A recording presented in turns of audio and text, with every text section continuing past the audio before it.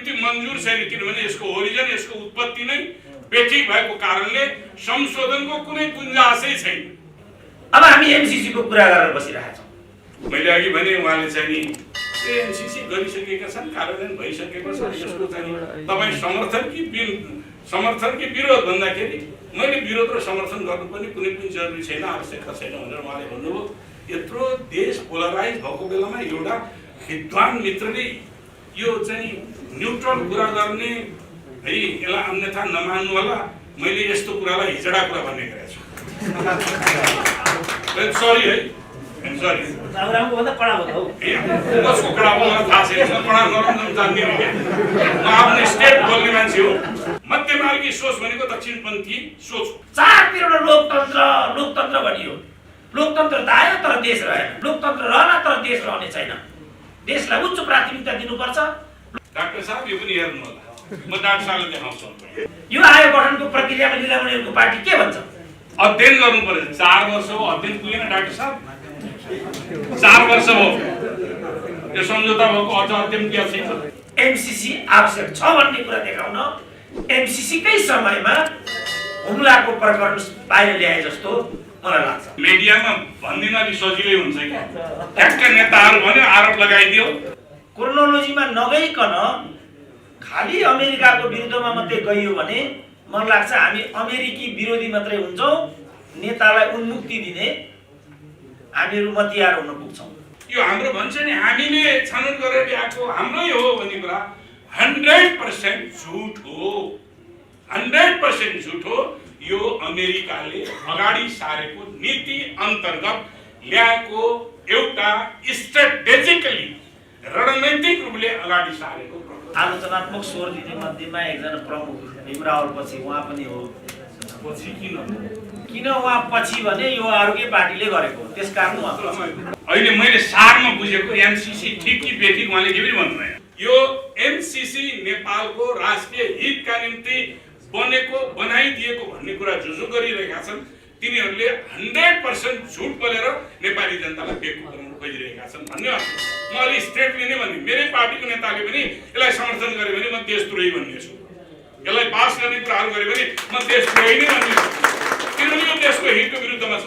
त्यसो भने हाम्रो दिल्ली स्थित नेपाली राजदूत चाहिँ के हेरेर बसेका छन्? आजबाट बाबुरामको किता चाहिँ क्लियर भयो, एमसीसी राम्रो छ गर्नुपर्छ भनेको छ उहाँले। अहिलेको सरकारको श्री 5 फेरि प्रचण्ड नै हो। यो अहिलेको शेरबहादुरको सरकार चाहिँ प्रचण्डको सरकार भन्ने लाग्छ मलाई।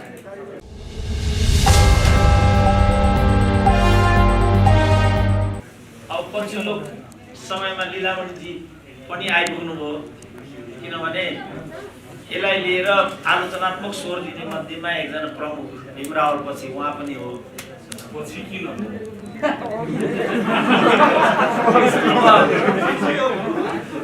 उहाँले पछि भने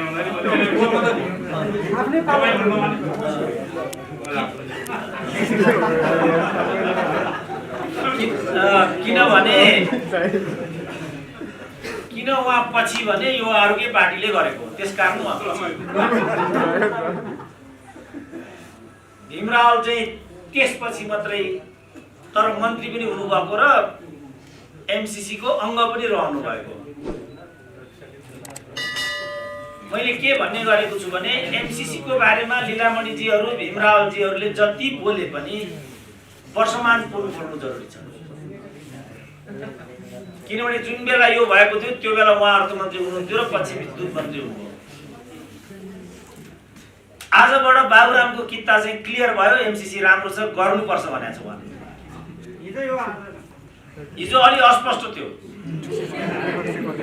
आज स्पष्ट भाषामा आएको छ। समृद्धिले मात्रै राष्ट्रियता बलियो हुन्छ, एमसीसीले मुलुक समृद्धिमा जाने हुनाले एमसीसी राम्रो छ गर्नुपर्छ। अब यो गरिरहँदाखेरि त्यो पार्टीको अध्यक्ष प्रचण्ड हुनुहुन्थ्यो। अहिलेको सरकारको श्री 5 फेरि प्रचण्ड नै हो।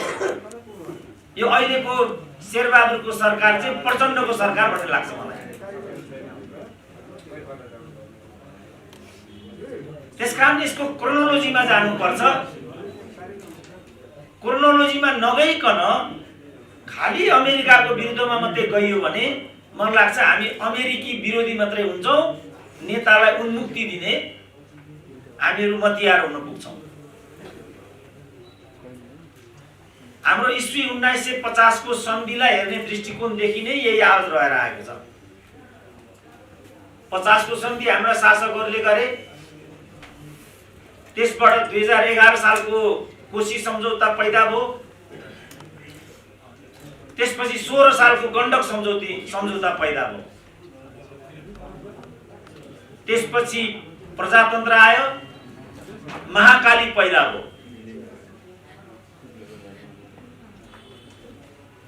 त्यो भन्दा अगाडि टनकपुर पैदा भयो,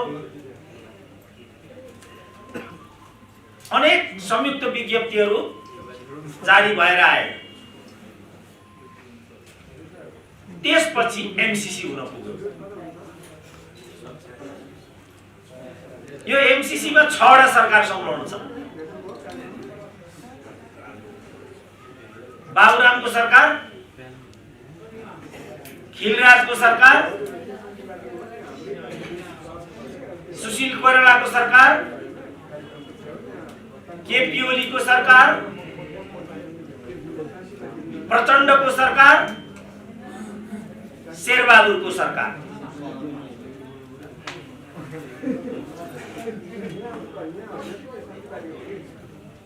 तर यो एमसीसी प्रति नेपाली कांग्रेस मात्रै इमानदार देखियो र उनले पटक पटक के भन्यो भने यो राम्रो छ, यो गर्नुपर्छ। त्यसपछि बाबुरामको कुरा आयो, केपी ओलीको कुरा बीचमा छ। केपी ओलीको क्याबिनेटमा भीमराव आफै डिपिएम हुनुहुन्छ, उहाँको प्रखर विरोध छ।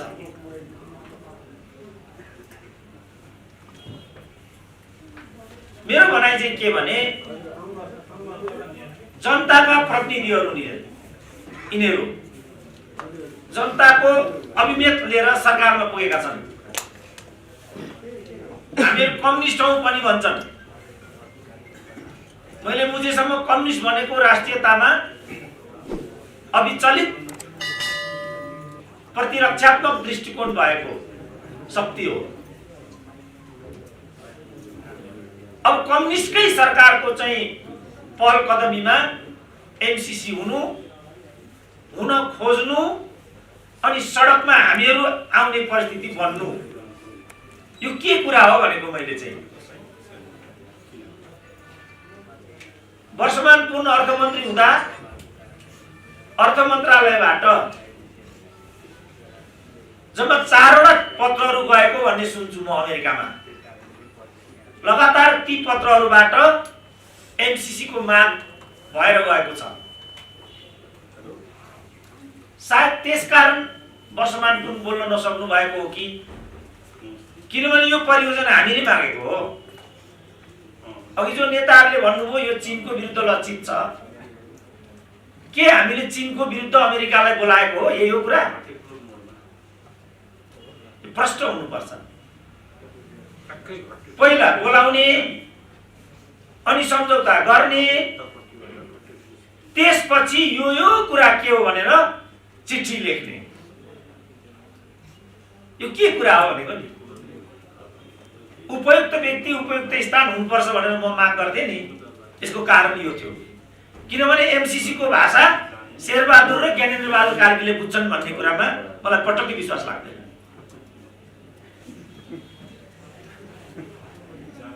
अन्तर्राष्ट्रिय कानुन अनुसार नबुझिकन सम्झौतामा हस्ताक्षर गरिएको कुरा वैध हुँदैन भन्ने छ।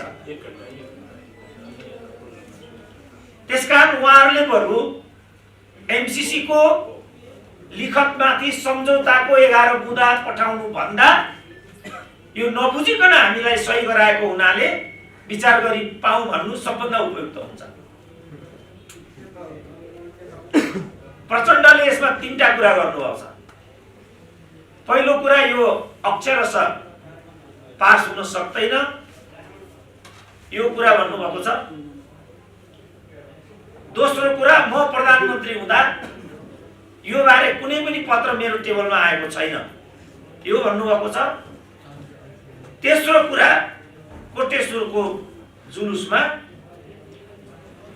एमसीसी विरुद्धमा नारा लाग्दा उहाँले देर त्यसलाई रोक्नु भएको छ। सायद त्यो सभामा चाहिँ हाम्रो लीलामणिजी पनि हुनुहुन्थ्यो होला। यो कारणले एमसीसी को यो अवस्था भएको हो। मैले यहाँबाट उत्तर खोज्नुपर्छ, किनभने यो एमसीसी यिनीहरूले गरेको हो। यिनीहरूले भन्नुपर्छ यो एमसीसी किन गरेको। नेपाली कांग्रेस जस्तो स्पष्ट भन्नुपर्छ यो राम्रो छ कि नराम्रो छ। यो नराम्रो छ भने नराम्रोमा किन सही गरेको, राम्रो छ भने नेपाली जनतालाई किन लडाउन खोजेको। यिनीहरूले 22 दलको गठबन्धन भन्ने भइरहेछ। लगातार हाम्रो कार्यक्रम छ भन्नुभयो अघि धर्मेन्द्रजीले। ल उहाँहरूको त राजनीतिक पार्टीको एजेन्डाहरू छन्, ठिकै छ।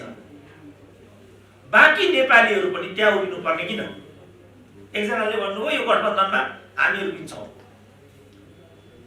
तर न्यूनतम कार्यक्रममा एमसीसी परेको छैन, त्यसकारण एमसीसी त्यहाँ आकर्षित हुँदैन हाउसमा। अहिले एउटा अफवाह फैलाइएको छ समाजमा कि त्यसैको लागि हाउस बोलाइएको छ। यो के कुरा हो, के गर्नु खोजे हो यो।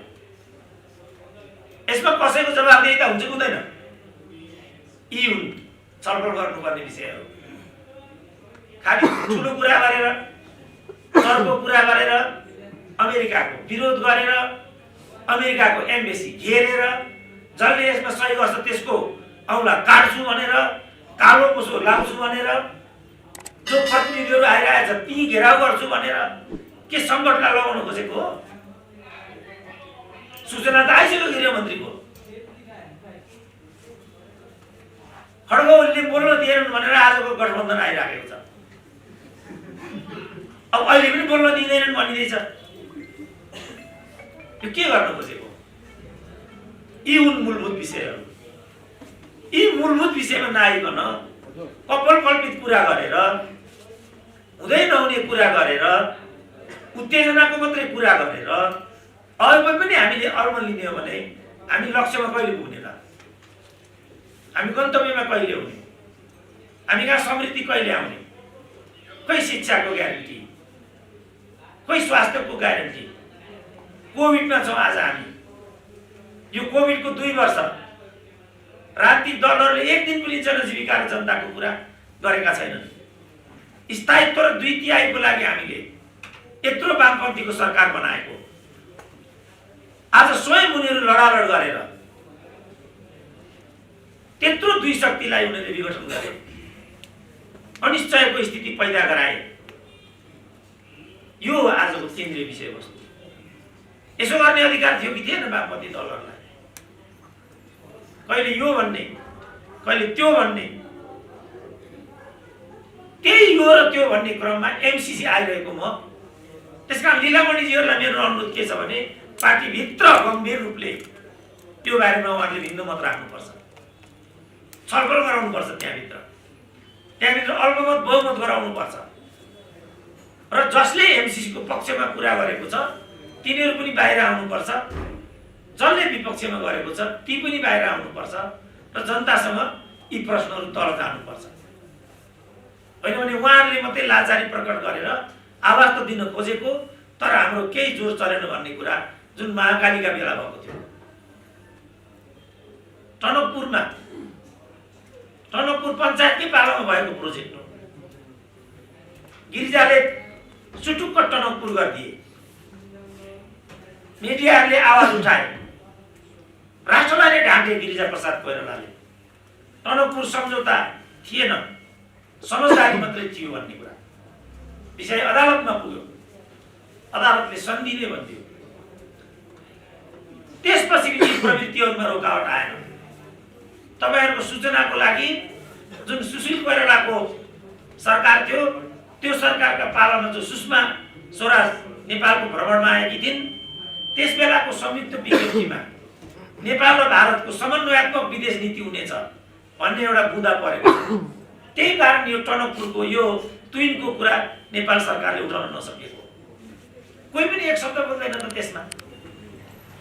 टनकपुर घटना हो कि तुइन घटना हो कि दुर्घटना हो, त्यो क्षेत्रका सांसदले भने यो दुर्घटना हो, भारतका केन्द्रीय प्रवक्ताले भने यो सूचना हामीले आएकै छैन। त्यसो भने हाम्रो दिल्ली स्थित नेपाली राजदूत चाहिँ के हेरेर बसेको छ?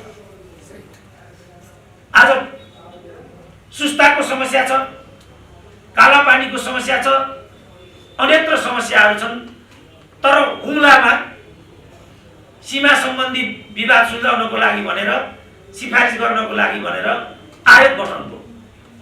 यो आयोग गठनको प्रक्रियामा लीलामणिहरूको पार्टी के भन्छ? के सुस्तामा समस्या चर्को हो कि हुम्लामा समस्या चर्को हो? अब हामी एमसीसी को कुरा गरेर बसिरहेका छौँ। के स्थिति छ सुस्ताको? चुचे नक्साको कुरा के भयो? चुचे नक्सालाई हटाएर संविधानको अनुसूची 3 मा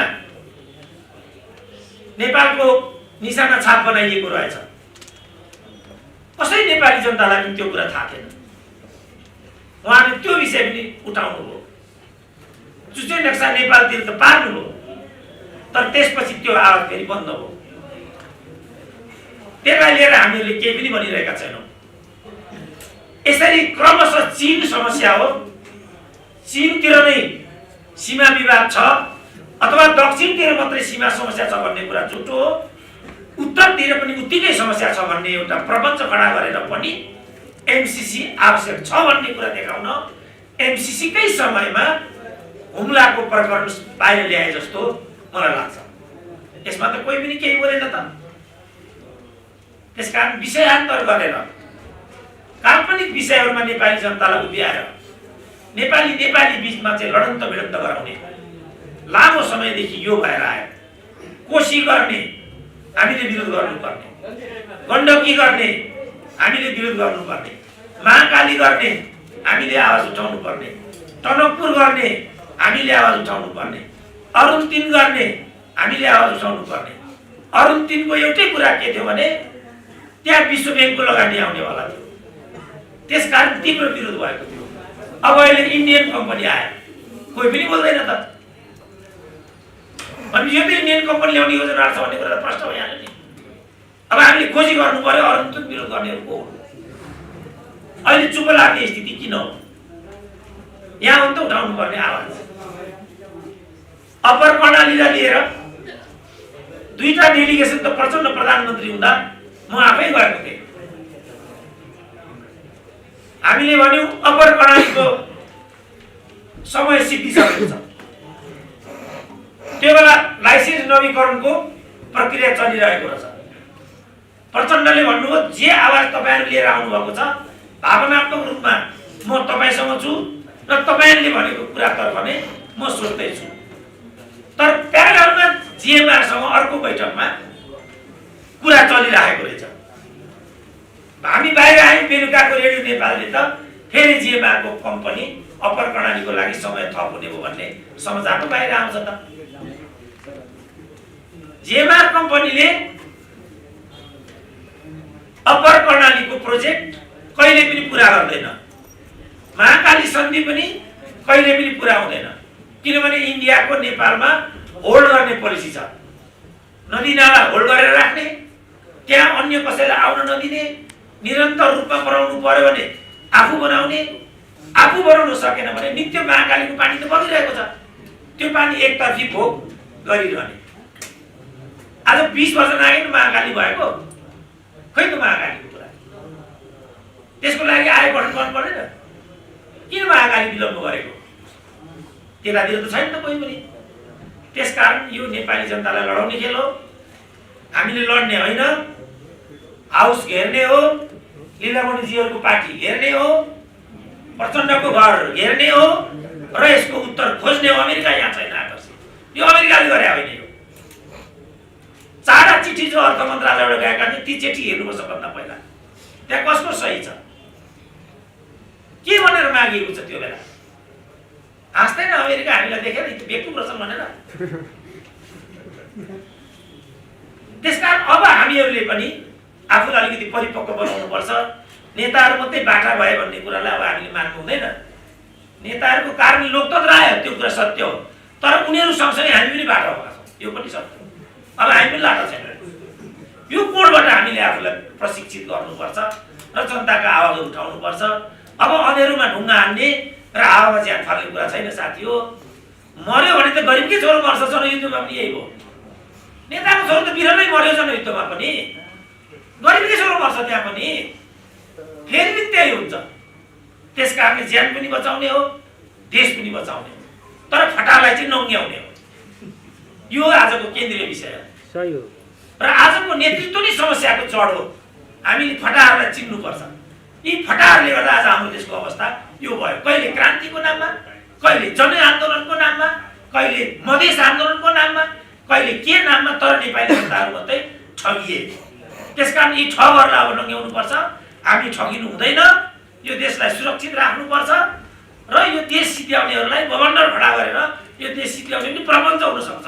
विचार गर्नु होला। सिक्किम त्यसरी नै सिद्धिएको थियो। चारतिरबाट लोकतन्त्र भनियो, लोकतन्त्र त आयो तर देश रहेन। हामी कहाँ त्यो कथा दोहोरियो भने लोकतन्त्र रहला तर देश रहने छैन। देशलाई उच्च प्राथमिकता दिनुपर्छ। लोकतन्त्रको सँगसँगै देशलाई पनि कसरी बचाउन सकिने हो त्यतातिर हामी चनाको भएर लाग्नुपर्छ। एमसीसी एउटा पाठ हो, यसलाई हामीले राम्रोसँग पढ्नुपर्छ, अनि मात्रै हामीले यसको बारेमा बोल्नुपर्छ। होइन भने दुरुपयोगको सम्भावना प्रबल छ। नेपाली जनतालाई दुरुपयोग नहुन, सचेत हुन, जागरुक हुन र यसको बारेमा स्पष्ट तथ्य बुझेर मात्रै अगाडि बढ्नको लागि आह्वान गर्दछु। र दिइहाल्नुभयो। मैले हिजो बेलुका उहाँको टेलिभिजनको अन्तर्वार्ता पनि हेरेँ र उहाँ पनि अहिले एमसीसी बारेमा कुरा नगर है भनेर जानुभयो।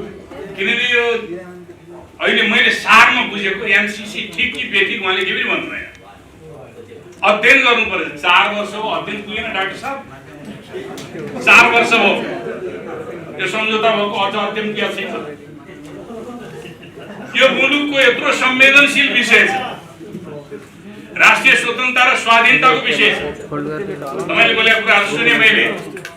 देशभरिका सबै समस्याहरू एकैचोटि ल्याउनु यही फोरममा आउनुहुन्छ कि भनेर सोध्नु होइन। त्यो स्पेशली एमसीसी सँग सम्बन्धित पर्यो। त्योभन्दा बाहेकका कुराहरू गर्नुहुन्छ नि मसँग छ। आन्दोलनका इतिहासहरू छन्। त्यसकारणले म अर्को प्रोग्रामबाट आइरहेको छु।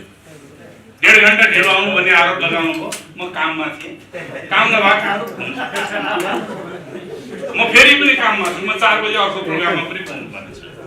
त्यसकारणले गर्दाखेरि यहाँसँग मैले अनुमति लिएको छु। मलाई जसले फोन गर्नुभएको छ, मेरो प्रोग्राम छ, म त्यति बेला उहाँले गर्नुभएको छ, मेरो प्रोग्राम छ, म आउन भ्याउँदिनँ, म 1 बजे आउन सक्दिनँ, म 1:45 बजेसम्म कोसिस गरौँला, यही भने आउँदिनँ।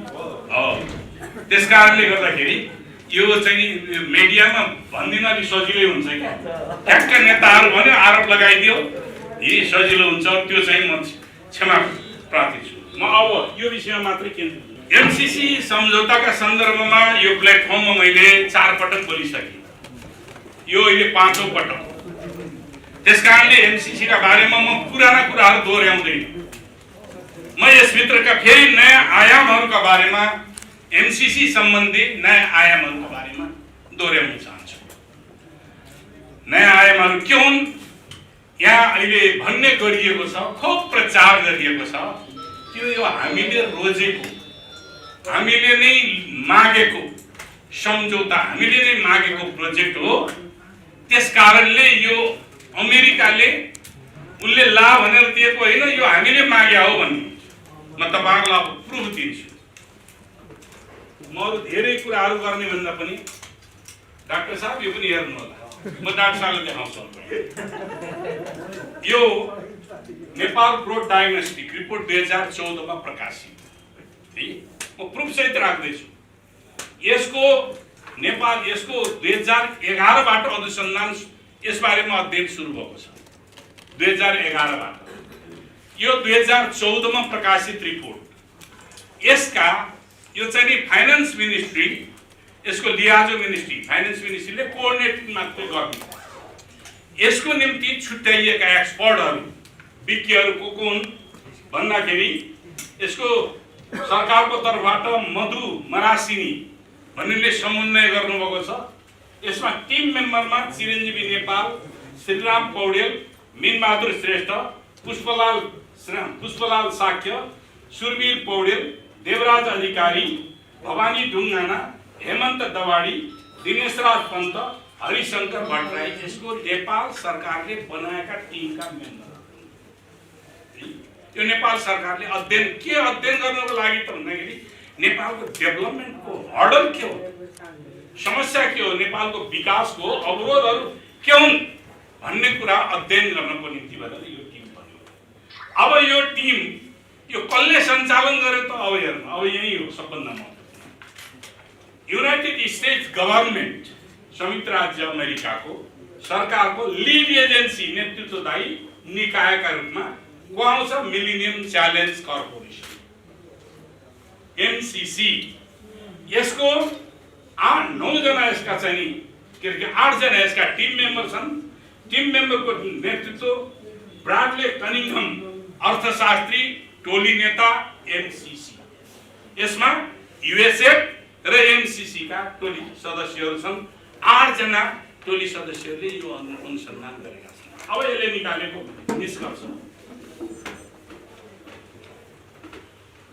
यसले के निकाल्यो निष्कर्ष निकाल्यो भन्दाखेरि नेपालको डेभलपमेन्टको हर्डल के हुन् त भन्दा यसले फाइन्डिङ गर्छ। राजनीतिक अस्थिरता, अस्थिर सरकार, नीति कार्यान्वयनमा अनिश्चितता, श्रम नियमन ऐनमा जडता, कानुनी जटिलता, खराब सडक, महँगो ढुगानी, विद्युत आपूर्ति कमजोर, पोर सप्लाई र सबैभन्दा महत्त्वपूर्ण कुरो के भने भ्रष्टाचार। यसले निकालेको फाइन्डिङ, यो फाइन्डिङमा म सहमत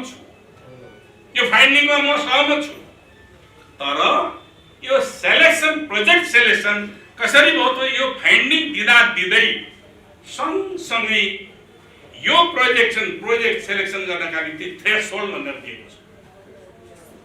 थ्रेसहोल्ड जसलाई पार गर्नुपर्ने सङ्घार 20 वटा जति त्यसका कुराहरू छन् थ्रेसहोल्ड। अब त्यो थ्रेसहोल्डमा यी कुराहरू यो कुरा भएपछि मात्रै बल्ल अगाडि बढ्ने हो। अनुदान दिने अमेरिकी नीति भन्छ, अमेरिकी नीति। अब त्यो अमेरिकी नीतिमा यो थ्रेसहोल्डका कतिवटा कुरा भयो त नारी रेयरली एन्ड पोरली 8 वटा कुरा मात्रै कुरा लाग्छ। प्रिन्सिपली के रहेछ त भन्दाखेरि 2/3 थ्रेसहोल्डका 2/3 पूर्वाधारहरू पूरा भएमा मात्रै बल्ल अनुदान दिने नेगोसिएसन गर्न सकिने व्यवस्था रहेछ। उनीहरूको प्रिन्सिपल त्यो देखियो, अहिले अध्ययन गर्दै जाँदाखेरि त्यो देखियो। त्यस कारणले गर्दाखेरि यो हाम्रो भन्छ नि हामीले छनौट गरेर ल्याएको हाम्रै हो भन्ने कुरा 100% झुट हो, 100% झुट हो। यो अमेरिकाले अगाडि सारेको नीति अन्तर्गत ल्याएको एउटा स्ट्राटेजिकली रणनीतिक रूपले अगाडि सारेको यो अनुदान। रणनीति किन, के कारणले रणनीतिक रूपले अगाडि सार्यो त? अब यहाँ छ अमेरिका र एमसीसी र इन्डो पेसिफिक, हामीलाई जानकारी छ इन्डो पेसिफिक स्ट्र्याटेजी।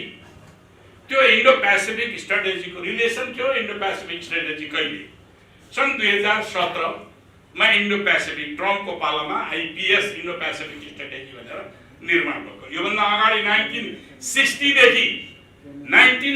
देखि यस क्षेत्रमा अथवा समाजवाद र पुँजीवादको बीचको अन्तर्विरोधको बीचबाट आएका केही अन्तर्राष्ट्रिय संरचनाहरू छन्। एसिया पेसिफिक इकोनोमिक कोअपरेसन जस्ता संस्थाहरू, आसियान जस्ता संस्थाहरू, 1967 मा निर्माण भएका आसियान जस्ता संस्थाहरू, थुप्रै यस्ता संस्थाहरू बनेका छन्। अन्तर्राष्ट्रिय रूपमा अमेरिकाको राष्ट्रिय सुरक्षा रणनीति प्रधान नबनिकन त्यति बेला के गरियो त भने अमेरिकाले विश्वव्यापी रूपमा विभिन्न ढङ्गले सहायता प्रदान गर्ने।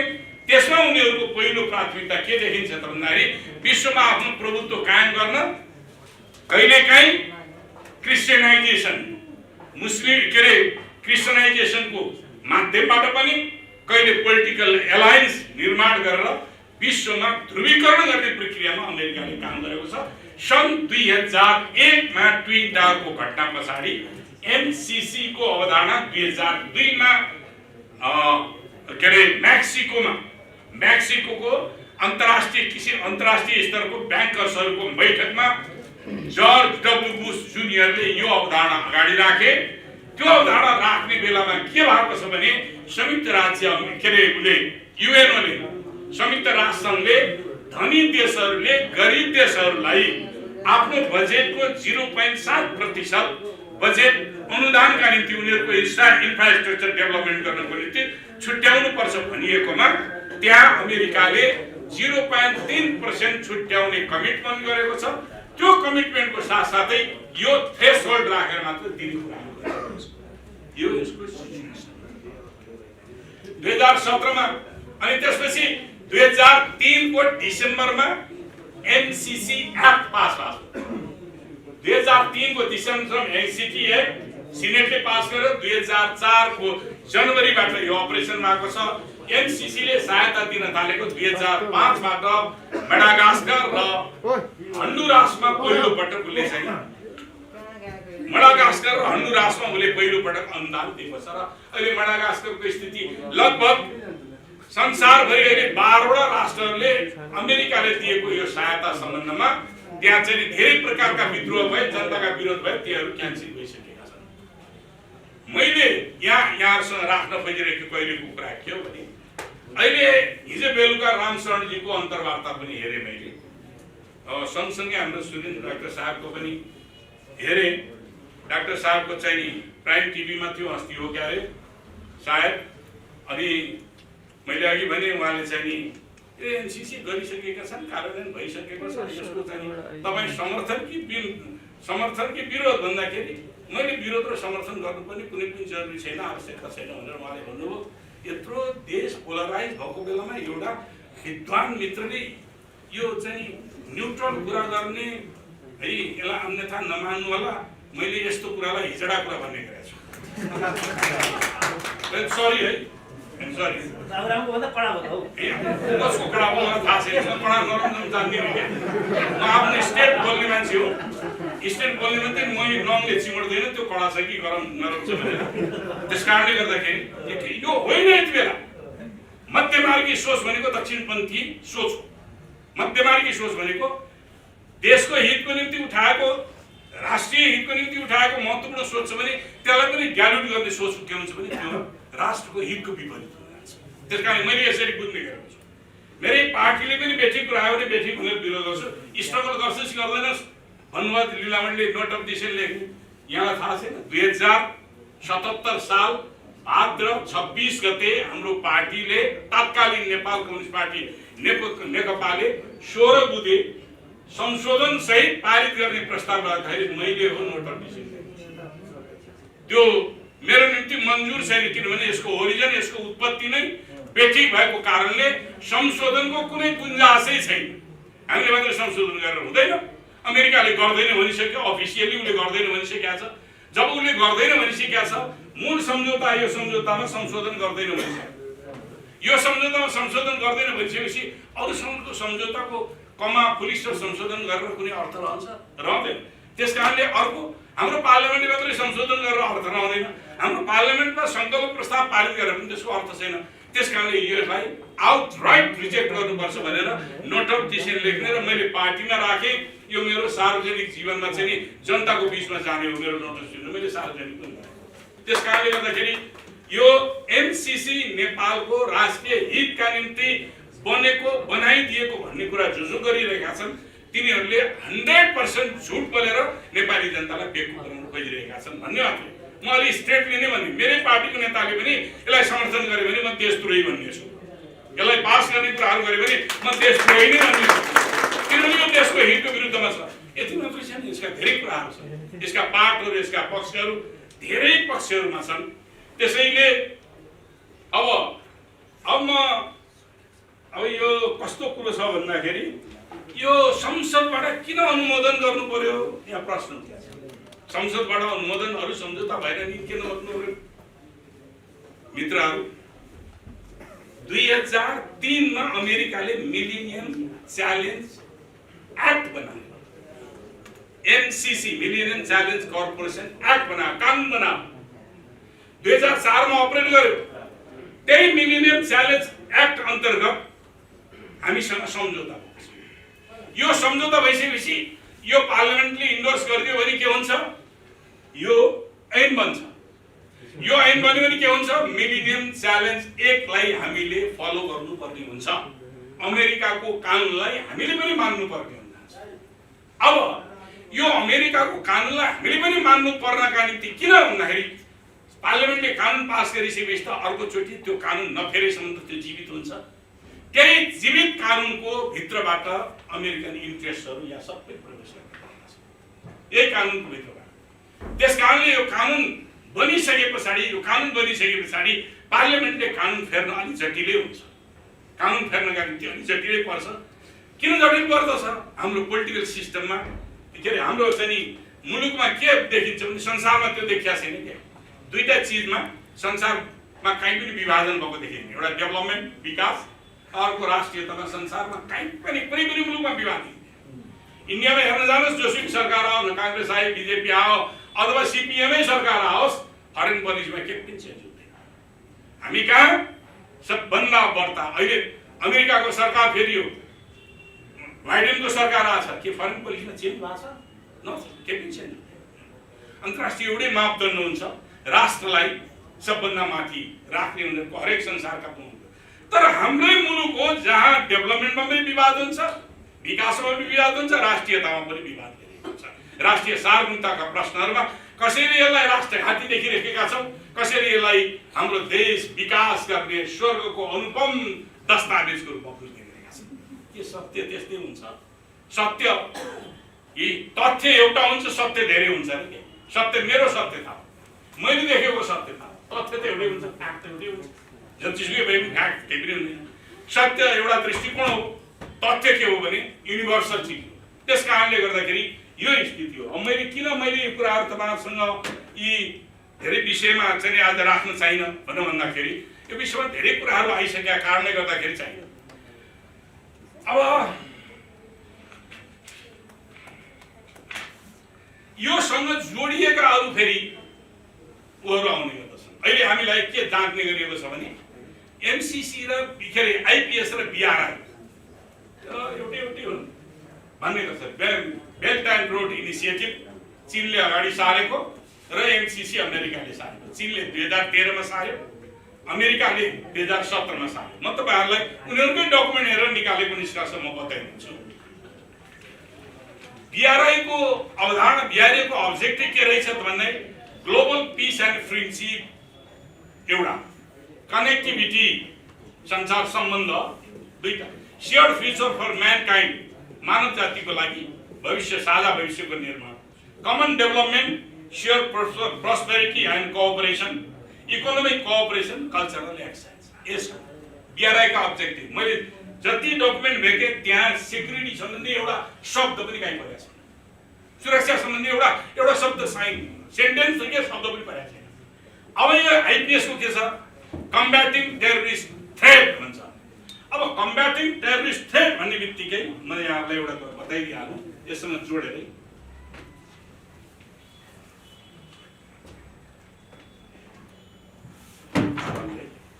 यो डकुमेन्ट पेन्टागनले निकालेको डकुमेन्ट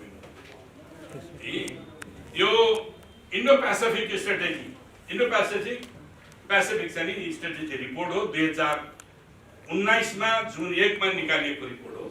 यसमा के भन्छ भन्दाखेरि ग्लोबल पोलिटिक्स को सम्बन्धमा यसले एक दुईटा कुराहरुबाट रमाइलो कुराहरु गरेको छ। People's republic China is a religious country, उसको अहिले सबभन्दा द्वन्द्व सेसन भइरहेको छ। People's republic China is a religious country. अब अर्को भन्छ Russia is a revitalize malign actor. मैले अंग्रेजीको अनुवाद त गर्दिनु पर्दैन नि, सरकारहरु विज्ञ हुन्छ। यो पुनरुत्थानवादी दुष्ट शक्ति भनेर चाहिँ नि गरेको छ। अब अर्को ठाउँ हुन्छ उत्तर कोरिया, नर्थ कोरिया। नर्थ कोरियालाई के भन्छ भने रक स्टेट, दुष्ट बदमाश राज्य भनेर चाहिँ उसले चाहिँ नि भन्ने। अब मैले यो किन उठाएँ भन्दाखेरि यो यसरी जोडिएको। अब अमेरिकाले यो भन्छ एमसीसी को सम्झौतामा के उल्लेख छ, म त्यही कुराहरू यहाँलाई राखेर मात्रै म भन्नुहुन्छ। एमसीसी को सम्झौतामा के छ भन्नुहुन्छ भने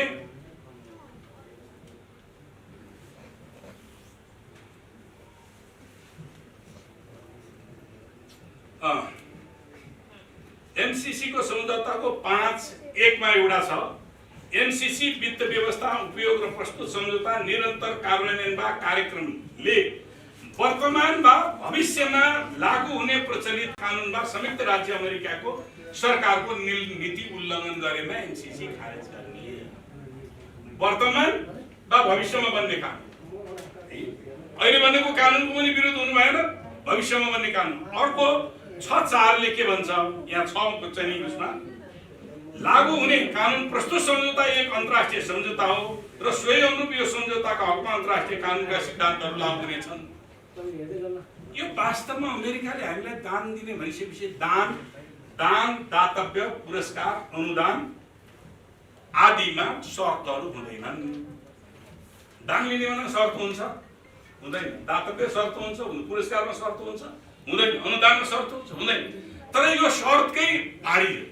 अब यो शर्तको भारी किन भन्दाखेरि हो यही हो सबभन्दा अन्तर्राष्ट्रिय कानुन अन्तर्गत बनाएर हामीलाई बाँध्नका निम्ति एमसीसी को कानुन हामीलाई फलो गर्न बाध्य पार्नका निम्ति भनेर यो अन्तर्राष्ट्रिय कानुन। अब यो अन्तर्राष्ट्रिय कानुन अन्तर्गत राख्दाखेरि के हुन्छ, यसको दफा 7(1) मा के लेखिएको छ त सबैलाई तपाईहरुलाई जानकारी छ, मैले त्यही पनि फेरि दोहोर्याएँ। नेपालको कानुन छ अथवा एमसीसी सम्झौतासँग नेपालका कानुनहरू बाजिएको हदसम्म एमसीसी सम्झौता लागू हुने नेपालका कानुनहरू निलम्बनमा पर्ने। अब तपाईहरुले नेपालका कानुन कतिवटा छन् हामीले विचार गरौँ। नेपालका कानुन कतिवटा छन्? 4वटा छन् जम्मा। एउटा मूल कानुन संविधान हो जसलाई जनताको सार्वभौम सत्ता सम्पन्न संसदले के संविधान सभाले पारित गरेर बनाएको छ। दोस्रो कानुन हो संसदबाट पारित हुने हैन। दोस्रो, तेस्रो नेपालको सरकारले मन्त्री परिषदले गर्ने नियमहरू निर्माण गर्ने नियमहरू कानुनै हुन् तिनीहरू पनि। चौथो, सर्वोच्च अदालतले फेरि गर्ने फैसला। अब यो सम्झौताको हस्ताक्षरकारी व्यक्ति जोनाथन जी नास एउटा सामान्य कर्मचारी, उपसचिव स्तरको कर्मचारी र हाम्रो मन्त्रीले सिग्नेचर गरेकोले यो दस्तावेज, यो डकुमेन्टले हाम्रो संविधान निलम्बन पर्छ भने हामीलाई मन्जुर छ। हाम्रो कानुन निलम्बनमा पर्छ, हाम्रो सार्वभौमिकता निलम्बनमा परेको ठहर छ। त्यसकारणले हामीले यसलाई चाहिँ हाम्रो देशको सार्वभौमिकतालाई चुनौतीको रूपमा आयो भनेर हामीले लेखेका छौँ। अर्को अन्तर्राष्ट्रिय कानुनको अर्थमा मात्रै नभएर यहाँ के भन्छ, अर्को चाहिँ 64 को यसको चाहिँ 6(4) मा म तपाईहरुसँग तथ्यमा आज चाहिँ गर्ने भनेर गरेको 6(3) मा